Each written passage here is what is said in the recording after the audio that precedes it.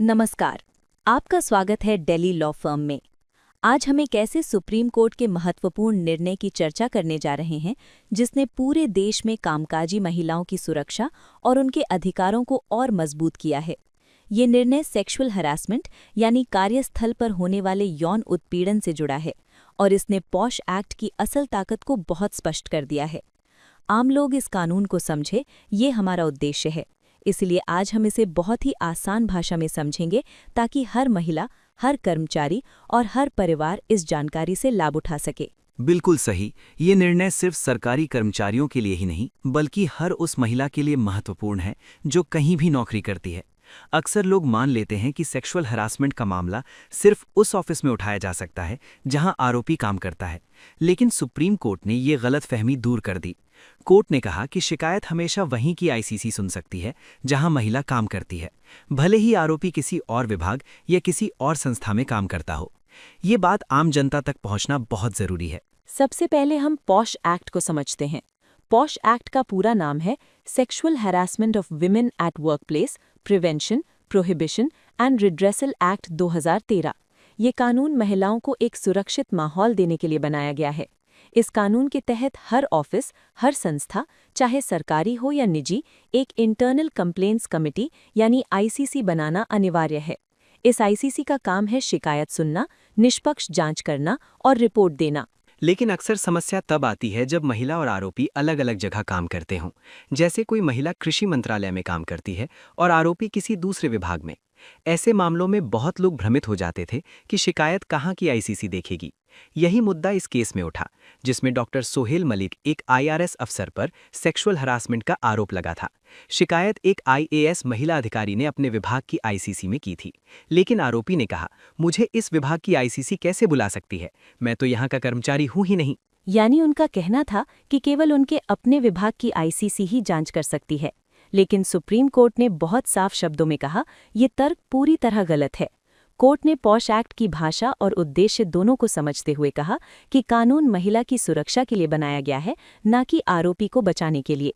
इसीलिए महिला जहां काम करती है वहीं की आईसीसी मामले की जांच करेगी, क्योंकि घटना वहीं हुई थी और वही महिला का कार्यस्थल है। इसीलिए सुप्रीम कोर्ट ने कहा कि सेक्शन 11 में जो where the respondent is an employee शब्द है, वो जगह का संकेत नहीं देता बल्कि एक स्थिति बताता है।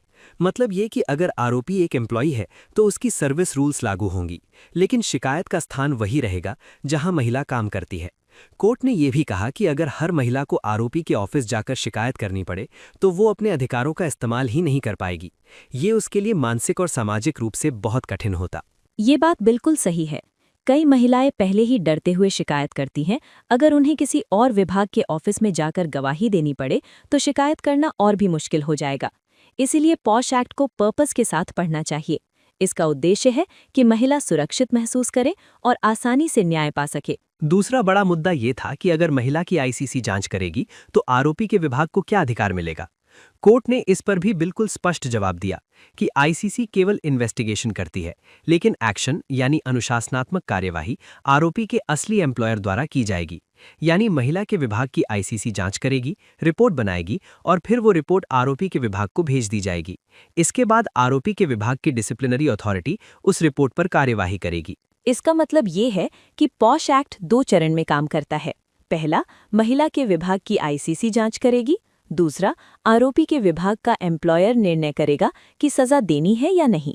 इससे ना तो महिला को परेशानी होती है और ना ही आरोपी के विभाग का अधिकार कम होता है। सुप्रीम कोर्ट ने यह भी कहा कि पॉश एक्ट का उद्देश्य वर्कप्लेस को सुरक्षित बनाना है।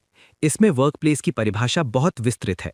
सिर्फ ऑफिस ही नहीं बल्कि मीटिंग, ट्रिप, ट्रेनिंग, यात्रा सब इस कानून में वर्कप्लेस माने गए हैं। इसीलिए ये कहना कि हम दोनों एक ही ऑफिस में काम नहीं करते एक बहाना है, कानूनी आधार नहीं। कोर्ट ने कहा कि अगर महिला की आईसीसी पर रोक लगा दी जाए तो पॉश एक्ट बेकार हो जाएगा। महिलाएं शिकायत ही नहीं कर पाएंगी, आरोपियों को फायदा मिल जाएगा। ये कानूनों के उद्देश्य के बिल्कुल खिलाफ है। कोर्ट ने जजमेंट में पॉश एक्ट के प्रियम्बल को भी उल्लेख किया, जिसमें महिलाओं की इक्वालिटी, सेफ्टी और डिग्निटी की बात की गई है। ये मूलभूत अधिकार हैं। और सबसे महत्वपूर्ण बात, कोर्ट ने कहा कि पॉश एक्ट एक सोशल वेलफेयर लॉ है। ऐसे कानूनों की व्याख्या हमेशा पर्पस के साथ की जाती है। लिटरल मीनिंग से कानून का उद्देश्य खराब नहीं होना चाहिए। इसीलिए कोर्ट ने कहा कि आईसीसी की जुरिस्डिक्शन महिला के कार्यस्थल से तय होगी, न कि आरोपी के कार्यस्थल से। इस निर्णय का फायदा ये हुआ कि अब पूरा देश ये समझ लेगा कि किसी भी महिला को किसी दूसरे विभाग, किसी दूसरे शहर या किसी दूसरे ऑफिस जाने की जरूरत नहीं है। उसे बस वहीं शिकायत करनी है जहां वो काम करती है। बाकी कानून खुद रास्ता बना देगा। ये निर्णय हर उस महिला के लिए राहत है जिसने कभी अन्य विभाग के किसी व्यक्ति द्वारा उत्पीड़न का सामना किया हो, और ये उन सभी कर्मचारियों, अधिकारियों और संस्थाओं के लिए भी चेतावनी है कि पॉश एक्ट की अनदेखी नहीं की जा सकती। हर व्यक्ति, चाहे वो किसी भी पद पर हो, कानून के दायरे में आता है। अब हम ये भी समझते हैं कि जांच कैसे होती है। पॉश एक्ट के मुताबिक शिकायत लिखित में दी जाती है।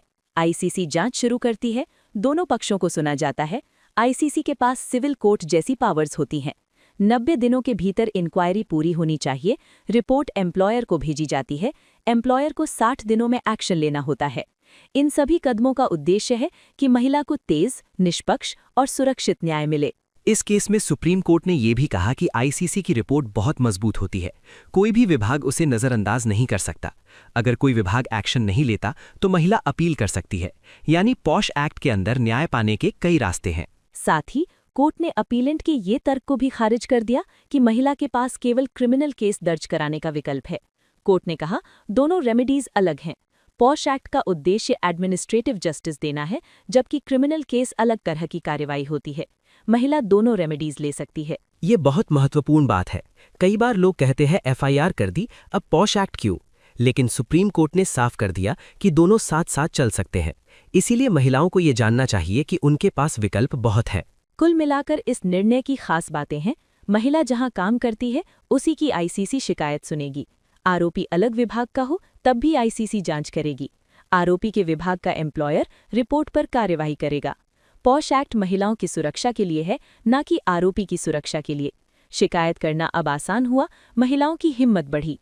देश भर में कार्यस्थल और ज्यादा सुरक्षित बनेंगे। ये निर्णय हर उस परिवार के लिए भी महत्वपूर्ण है जो अपनी बेटियों को नौकरी पर भेजता है। उन्हें ये भरोसा होना चाहिए कि देश का कानून उनके साथ खड़ा है, और अगर कोई उत्पीड़न करता है तो उसे सजा मिलेगी। आईसीसी की प्रक्रिया अब साफ, पारदर्शी और मजबूत है। दिल्ली लॉ फर्म में हमारा उद्देश्य हमेशा यही रहा है कि लोग अपने अधिकार समझें। हर महिला का अधिकार है कि वो बिना डर के काम कर सके, अपनी बात रख सके और कानून से न्याय पा सके। पॉश एक्ट उसका पूरा समर्थन करता है।